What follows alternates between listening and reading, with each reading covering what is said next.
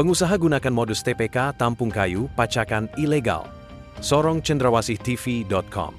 Maraknya pengusaha mendirikan tempat penampungan kayu (TPK) di wilayah Papua Barat Daya kian menjadi sorotan. Praktik ini diduga menjadi modus untuk menampung kayu pacakan hasil tebangan ilegal yang kemudian dipersiapkan untuk diekspor ke luar negeri. Kemudahan perizinan berbasis online menjadi celah yang dimanfaatkan sebagian besar pengusaha nakal. Mereka menggunakan izin TPK secara sah di atas kertas. Namun dalam praktiknya, TPK tersebut menjadi tempat transit kayu pacakan yang diperoleh dari hutan tanpa prosedur legal. Padahal, Undang-Undang tentang Pengelolaan Hasil Hutan telah mengatur secara jelas tentang legalitas kayu.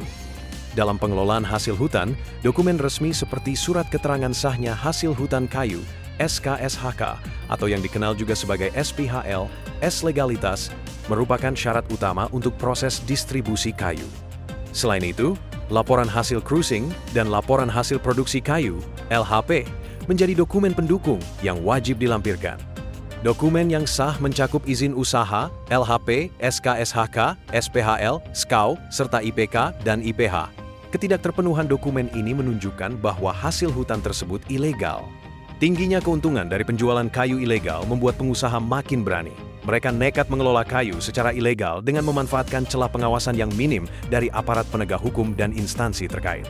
Tim investigasi kami menemukan sebuah gudang tanpa papan nama di kawasan Jalan Minyak, Kabupaten Sorong. Gudang tersebut terlihat aktif menampung kayu pacakan dalam jumlah besar. Truk merah terlihat hilir mudik mengangkut kayu.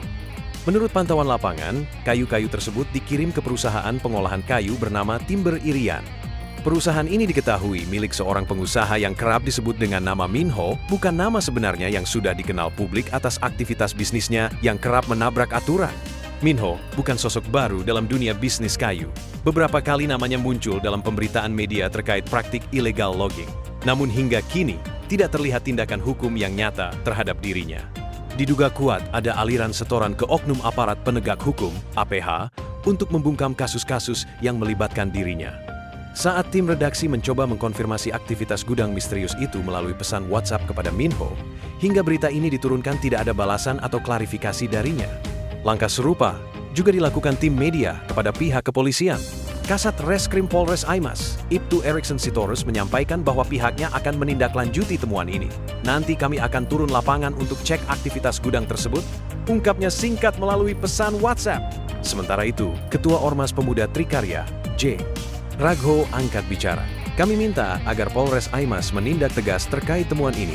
Jika tidak ditindak, maka kami menduga Polres Aimas mendapat setoran dari pengusaha kayu tersebut. Demikian dapat kami laporkan.